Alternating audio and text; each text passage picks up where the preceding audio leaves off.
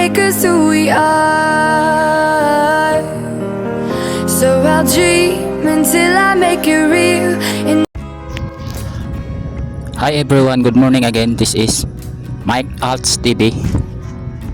So now guys, we are sharing to again. Now we are here in guardhouse. So this is the guardhouse, guys.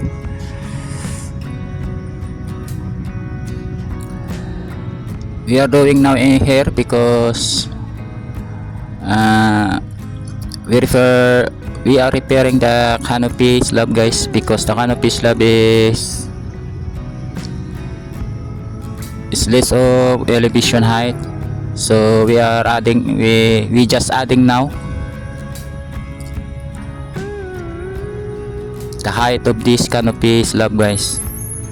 By the way, guys, we have must be to think bits way to what to do in this kind of repairing. To repair it, guys, no need to demolish it, because then if we want to demolish this,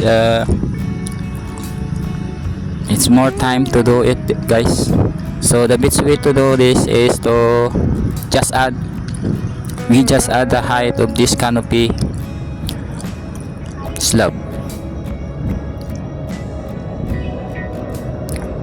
So as you can see, guys, so the canopy and the slab, the main slab is always level. So engineer said that the canopy is the height is must be up 5 centimeter, or the main slab is drop in 5 centimeter. So that's all, guys. So that's now what I say. No need to demolish it. We just adding a height of this canopy slab.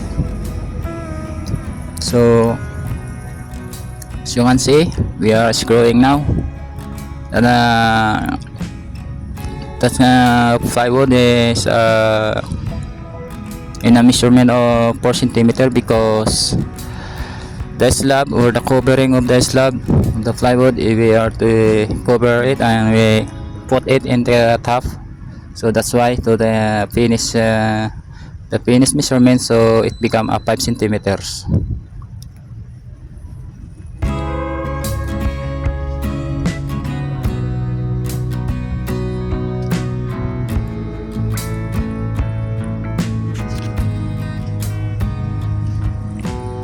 So as you can see, guys, this is the slab and the I-beam.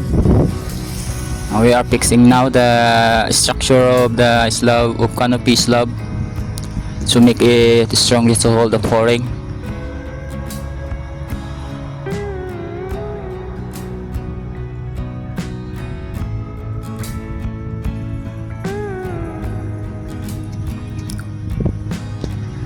By the way, guys, in forming a rebar or forming a slab, we make sure to the elevation height of the what we are doing, like buildings like this guardhouse.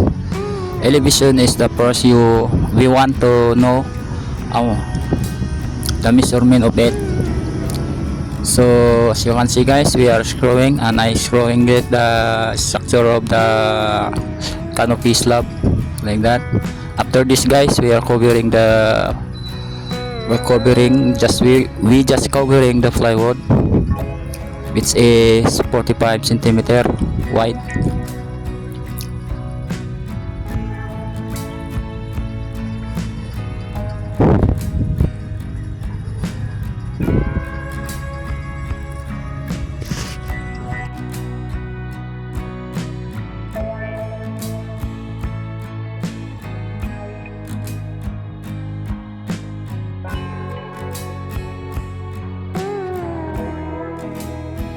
So as you can see, guys, it's a sunny day. So take note that if we are doing in the outside of the building, in front of sun, it's a hot, so we must be care to ourselves, to our body, because we're going to sweat more, so we must drink much water to avoid dehydration, guys.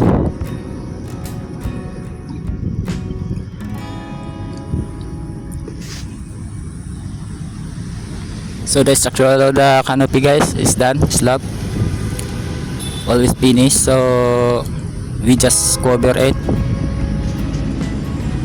like that, guys.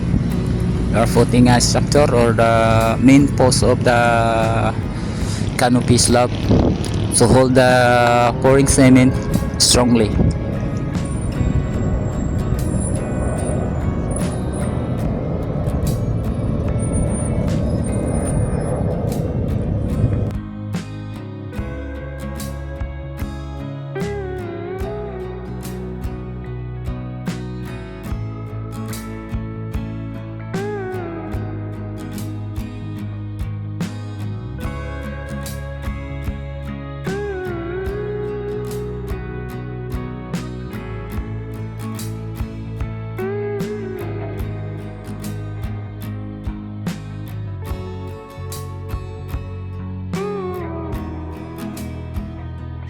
In a construction site, guys, we must forget our personal problem to focus our what are doing to have a good results of our what are we are doing, guys.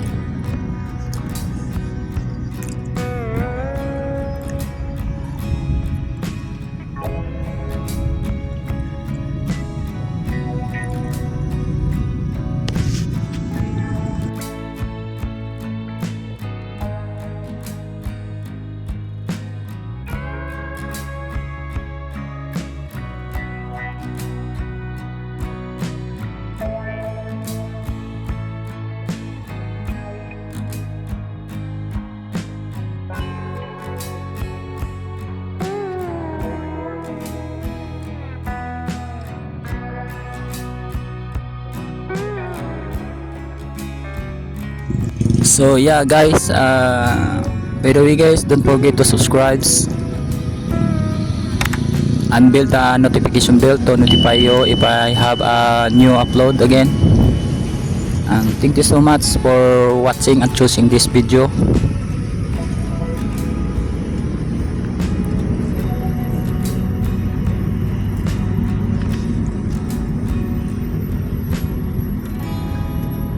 Now, so we are done, almost finished, guys. We are just covering the canopy slab.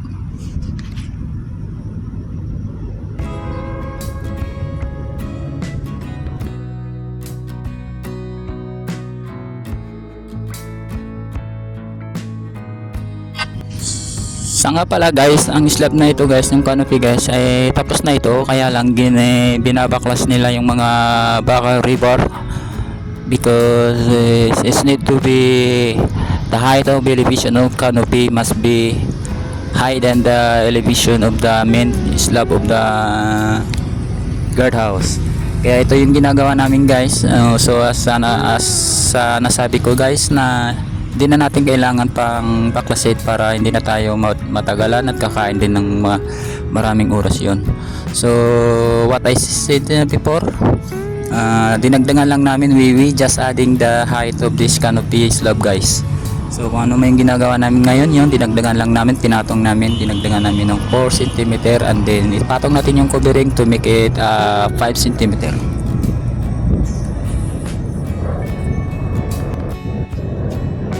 So ayun, guys, sa mga trabaho ito, guys, kung nandito tayo sa labas ng building, so kailangan nating uminom ng tubig kasi sa panahon ngayon, guys, it's sa summer, it's very hot, mainit na mainit, so kailangan natin may pamalit tayo sa ating pawis para hindi na rin tayo mapagod at iwas na rin sa dehydration, guys. So ayun nga, guys, mga sinasabi ko sa una na kailangan nating ibukod muna natin ang mga personal natin na problems sa sarili. Focus tayo sa kung ano man yung trabaho natin ngayon, so magagawa dato para magagawa natin ng tama ang magandang kinalabasan ng ating mga ginagawa, guys.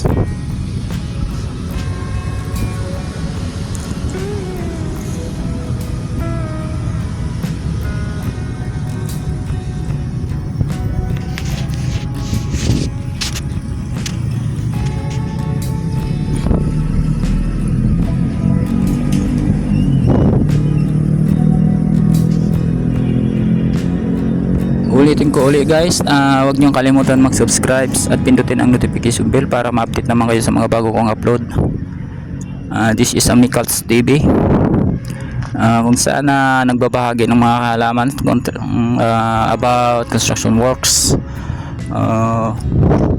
kung ano man yung pinapagawa sa amin ng mga engineers, lineman and foreman. So sa mga ganitong gawain nga pala guys, if we are doing on a slab, we must know the measurement, the exact measurement of the elevation height. So para hindi na tayo magulit-ulit guys.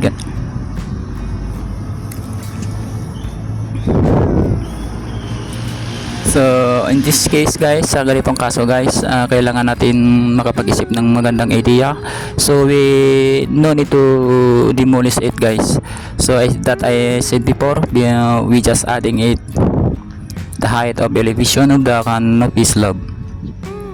So ayun guys, sa mga ginagawa namin, dinagdagan lang namin, pinalagyan namin ng magandang post na para matibay sa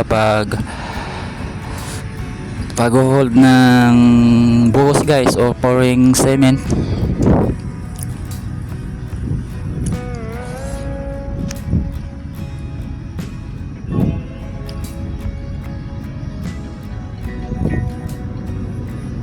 So mainit na mainit guys, kahit na mainit, pagtiyagaan na lang natin kasi ito yung ating mga responsibilities as a construction worker on this site. So we must enjoy it guys and love it, what are we doing in construction site.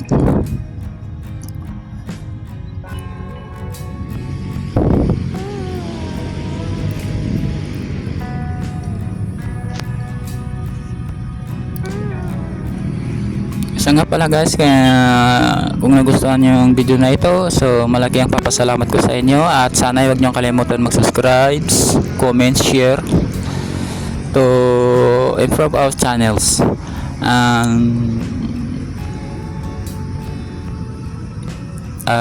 making an ideas to improve our channels, and kung ano pa naman yung ibigay ko, may ambag dito guys sa YouTube. I can share may konting kaalaman kung paano natin gawin ang mga ganitong trabaho guys sa construction site. So I hope you enjoy it watching, and thank you so much.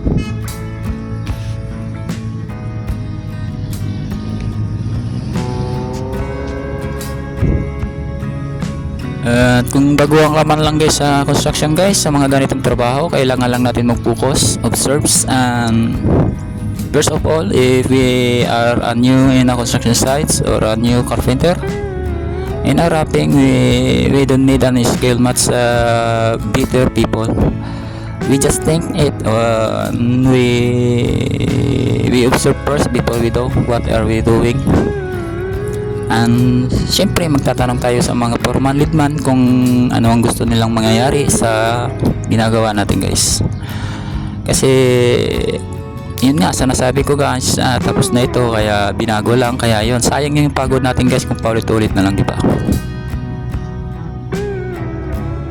So kailangan natin mag-isip, kahit na hindi man tayo nakapag-aral, kahit na isang construction workers lang, pero we are proud that we can do this guys, and yeah, we just enjoy it, what we are doing in our construction site, and love it and focus on what we are doing now.